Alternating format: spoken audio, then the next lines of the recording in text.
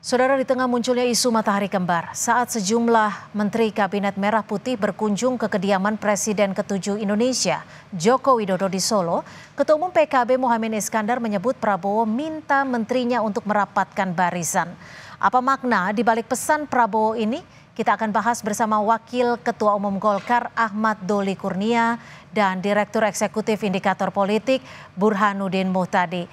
Terima kasih Mas Burhan, Bang Doli sudah bergabung bersama kami di Kompas Petang. Saya ke Mas Burhan terlebih dahulu. Selamat petang. Mas Burhan, ini setelah menteri-menterinya banyak berkunjung ke Solo, ke kediaman Pak Jokowi. Prabowo berpesan lewat PKB melalui Caimin. Ini untuk menjaga solidaritas. Apa sebenarnya yang Anda baca? Ya, pertama kalau dari sisi timing sebenarnya wajar ya. Menteri-menteri apalagi mereka yang pernah menjadi anak buah Pak Jokowi itu melakukan silaturahmi di bulan Syawal pasca Lebaran. Jadi cuma memang menjadi isu yang ramai di publik karena bagaimanapun presiden yang sedang berkuasa adalah Pak Prabowo dan kemudian ada pernyataan politically incorrect dengan mengatakan Pak Jokowi adalah bos saya. Ya, padahal kita tahu bos beliau sekarang adalah Pak Prabowo. Nah, ini yang kemudian memicu sinyalemen berkaitan dengan matahari kembar. Tetapi kan cuma ada satu nama itu menteri yang menurut saya slip of tongue ya, dengan menyebut Pak Jokowi sebagai bos. Meskipun mungkin maksudnya adalah mantan bos, tetapi disampaikan di saat presidennya sudah berganti, itu jelas kurang tepat. Dan karenanya memicu debat di televisi dan media sosial bahwa seolah-olah masih ada matahari lain selain Pak Prabowo. Padahal kalau kita mengacu pada Undang-Undang Dasar 45, itu presiden sekuat apapun, sepopuler apapun, setelah selesai masa jabatannya itu tidak punya presidential power. Presidential power itu ada di tangan presiden resmi yang sudah dilantik dengan berbagai macam kekuatan dan kewenangannya.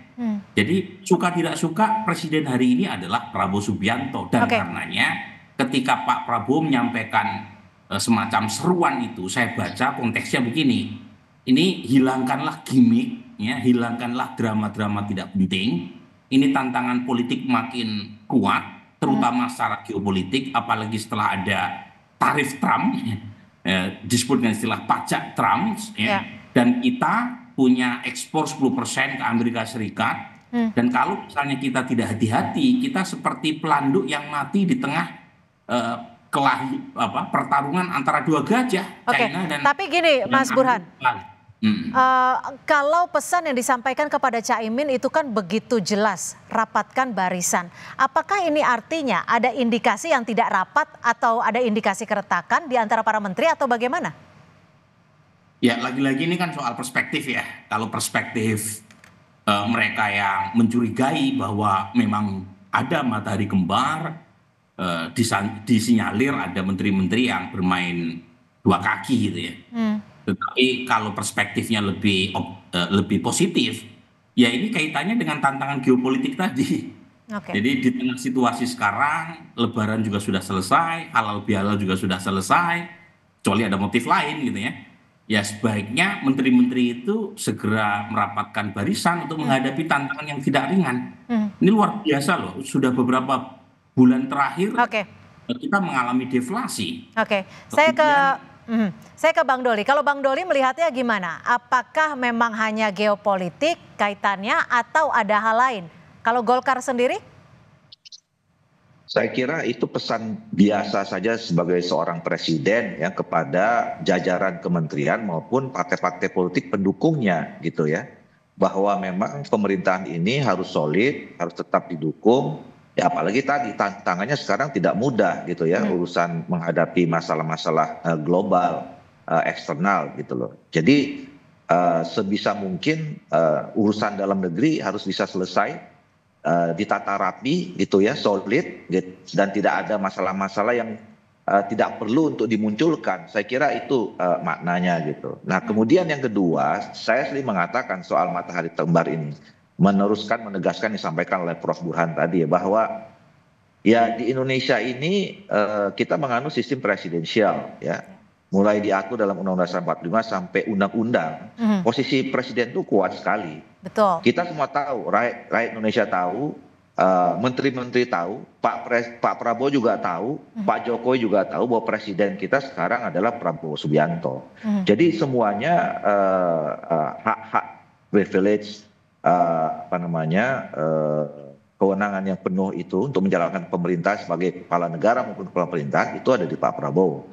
Nah memang betul tadi persoalan silaturahim itu nggak ada yang bisa yang larang. Cuma kan jadi rame gara-gara tadi ada yang slip of the tongue soal bos mana bos itu dan segala macam gitu ya.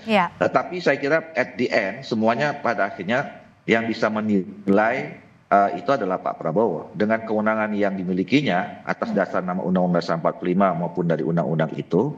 Ya semuanya tergantung beliau, nggak ada urusan silaturahim pun ya, kemudian dianggap kinerja di anggota kabinet itu ada yang tidak baik, ya beliau punya kewenangan penuh untuk memasukkan atau mengeluarkan itu. Jadi itu menurut saya isu matahari kembar nggak relevan menurut saya dengan sistem pemerintah yang dijalankan oleh Indonesia gitu. Oke, Mas Burhan, kalau sebelumnya kan sempat ada yang menyebut Pak Jokowi adalah bos saya, tapi beberapa waktu kemudian memberikan dukungan kepada Pak Prabowo untuk maju di Pilpres 2029. Apa yang Anda baca? Iya, lagi-lagi slip of the tongue ini sebaiknya jangan terulang ya, karena itu menimbulkan kegaduhan yang tidak perlu. Meskipun kemudian sudah klarifikasi oleh menteri yang bersangkutan, apalagi kemudian muncul statement bersama dari menteri yang tergabung di PAN bahwa Partai Amanat Nasional akan komit untuk mendukung Pak Prabowo, itu mungkin bisa dibaca sebagai peneguhan sikap atas loyalitas yang tak terbagi ya kepada Pak Prabowo. Jadi kira-kira daripada menimbulkan polemik sekaligus kecurigaan bahwa menteri dari PAN itu punya loyalitas ganda, sekalian saja disebutkan, meskipun pemilunya masih jauh, masih 4 tahun ke depan, itu disebut ya, capresnya masih Pak Prabowo, sementara untuk cawapres masih dibicarakan di lain waktu. Padahal kita tahu wapres sekarang kan putra dari Pak Jokowi, jadi lagi-lagi ini semacam peneguhan komitmen dan loyalitas kepada Pak Prabowo, supaya tidak menimbulkan kecurigaan yang tidak perlu. Yang menurut saya lagi-lagi itu tidak terlalu penting ya sebenarnya ya. Masa ada menteri yang melakukan pembangkangan secara terbuka, itu kan aneh. Pakai logika aja. Jadi tapi kan yang bicara soal bos saya itu nggak cuma satu menteri, Mas Burhan. Iya, coba kita pakai logika. Yang punya power adalah Pak Prabowo. Kemudian datang ke Pak Jokowi sambil mengatakan Pak Jokowi bos saya, sementara presiden sekarang adalah Pak Prabowo. Itu kan namanya bunuh diri. Nggak ada politisi yang konyol atau bodoh. Dugaan saya ya slip of the tongue. Kecuali kalau menterinya memang konyol, pengen di reshuffle atau pengen menunjukkan bahwa partainya tidak loyal kepada Pak Prabowo. Sekuat apapun presiden di muka bumi ini, kalau sudah lengser, itu wahyu ke Prabowo-nya udah hilang. Secara real politik ini. Jadi sekuat apapun, nggak usah jauh-jauh. Baru saja Duterte. Duterte itu approval ratingnya jauh di atas Pak Jokowi, 95% orang yang puas pada saat dia menjadi presiden. Jadi Anda mau mengatakan bahwa ketika slip of tongue selanjutnya didukung dengan memberikan dukungan gitu ya? Ini poin saya belum selesai. Oke, silakan Mas Burhan. Bahkan Duterte 95%, approval Pak Jokowi sebelum lengser 75%. Selisihnya 20% approval ratingnya itu. Tapi setelah Duterte nggak jadi presiden, ternyata ya popularitasnya hilang. Bahkan anaknya ketika menjadi wapresnya bongbong sekarang menghadapi article of impeachment di Filipina. Jadi menurut saya ya kalau kita bicara real politik, itu apa yang kemarin disampaikan itu slip of tongue gitu ya. Karena kemudian diakui dan konyol kalau kemudian mengatakan bos saya Pak Jokowi. Sementara dia anak buahnya Pak Prabowo. Kecuali kalau menterinya konyol beneran gitu. Gimana Bang Doli, kalau kesulitan di antara menteri, kalau Golkar melihatnya bagaimana sih? Apakah memang ini ada realitas koalisi yang sudah bergeser pergerakannya? Saya kira tidak ya, sampai sejauh ini koalisi pendukung Pak Prabowo sangat solid. baik di pemerintahannya dengan kabinet anggota kabinetnya dan kemudian juga di DPR. Itu bisa kita lihat dan kita rasakan sampai hari ini. Dan saya kira kalau tadi bukti ya, ketika misalnya Ketua Umum PAN, kemudian Menteri yang bersangkutan datang pada saat itu mengklarifikasi gitu ya, itu adalah ya selain peneguhan klarifikasi sebenarnya bahwa partai dan kemudian sebuah partai dan jajaran yang selama ini salah satunya mungkin betul slip of the tongue itu tetap mengatakan bahwa sekarang presidennya itu adalah Pak Prabowo ya, dan semua loyal terhadap Pak Prabowo sebagai presiden, apalagi menteri. Betul tadi ya, saya kira memang ya kecuali kalau memang dia cari penyakit terus minta mau diganti, cari masalah ya itu bisa jadi. Tapi saya kira ada emang menteri-menteri yang mau kayak begitu gitu ya. Kalau mau diberhentikan ya mundurkan diri saja kan, gak usah cari masalah juga gitu. Saya kira konteksnya betul. Mungkin pada saat itu ya suasananya santai gitu ya, silaturahim, ada wartawan tanya, ya mungkin keceplosan ya slip of the tongue lah. Slip of the tongue-nya rame-rame gitu ya?